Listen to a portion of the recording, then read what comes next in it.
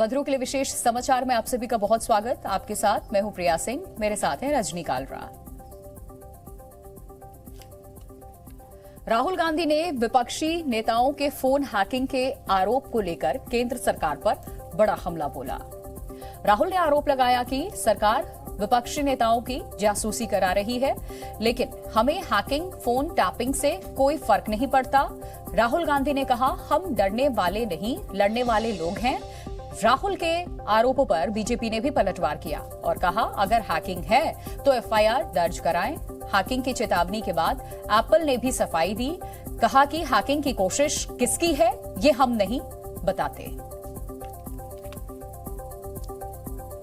दिल्ली के सीएम अरविंद केजरीवाल को ईडी से नोटिस मिलने के बाद राजनीति गर्मा गई है। केजरीवाल सरकार में मंत्री आतिशी ने दावा किया, भारतीय जनता पार्टी 2 नवंबर को जेल भेजने की तैयारी में है केजरीवाल को, और इसके बाद आईएनडीआईए गठबंधन के नेताओं का नंबर आने वाला है।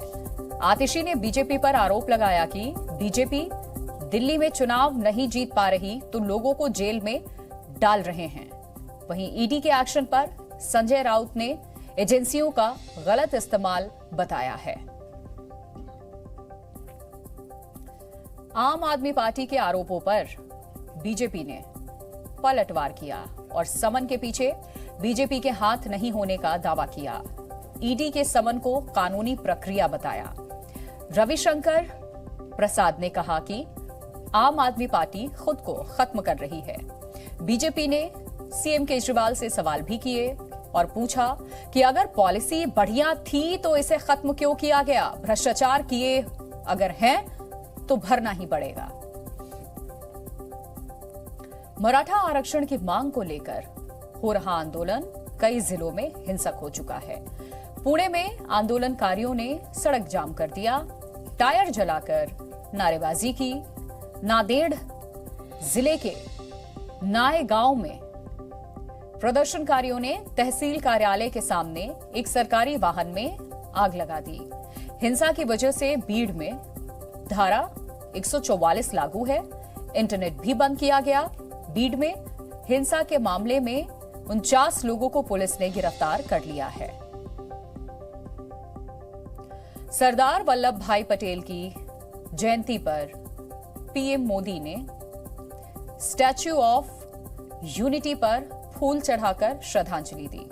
इस दौरान प्रधानमंत्री एकता दिवस परेड में भी शामिल हुए, जहां उन्होंने सेना के जवानों के करतब देखे। पीएम मोदी ने कार्यक्रम को संबोधित करते हुए तुष्टीकरण की राजनीति करने वालों पर निशाना साधा और कहा कि देश को इनकी सोच से सावधान रहने की जरूरत है। इन लोगों को आतंकवाद दिखाई नहीं देता। गाजा में हमास के ठिकानों पर इजरायल की सेना का हमला जारी है। पिछले 24 घंटे में आर्मी और एयरफोर्स के साझा अभियान में 300 ठिकानों पर हमला किया गया, जिसमें हमास के कई लड़ाके मारे गए। हवाई हमले से बचने के लिए 14,000 लोगों ने अस्पताल में शरण ली। यूएन के जारी वीडियो में लोगों को अस्पताल के गलियारों और गेट के बाहर लेटे हुए देखा गया। इजरायल ने सुरंगों के अंदर हमास के ठिकानों को निशाना बनाकर हवाई हमले किए। इसमें कई आतंकी मारे गए। वहीं हमास ने भी रॉकेट दागे, जिसकी वजह से इजरायल के दक्षिणी सीमा पर आग लग गई।